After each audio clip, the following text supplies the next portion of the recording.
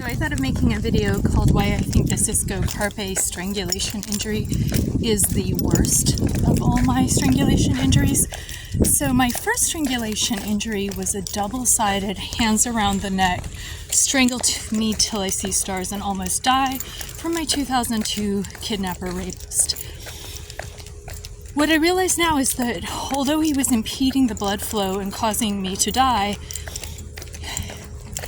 the injury was largely in the muscles of the neck.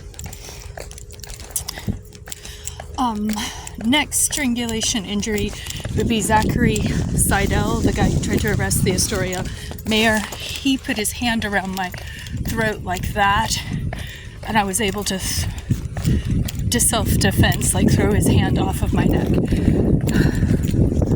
Next strangulation injury would be Corey Quint, the lifeboat guy who put his hand around my throat like this.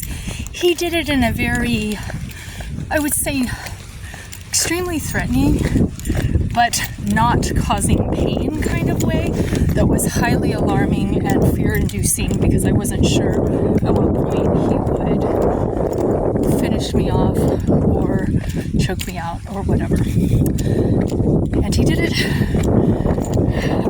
Anyway, okay, next. I will say that other men have tried, and usually there's a brush off, and they have been trained by mass media that this is some desirable, hot, sexy thing.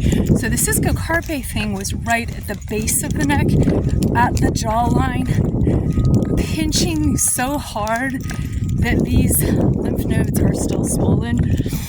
3 months out, I woke up with a horrible neck today, and the hyoid bone, which I've come to learn a little bit more about, is a floating bone, but it feels like it slips and it pinches and it feels almost like a needle, like a sharp stabbing feeling from the Cisco Carpe. The singer of the Dr. Onion Band suddenly attacked me June 13th, 2025.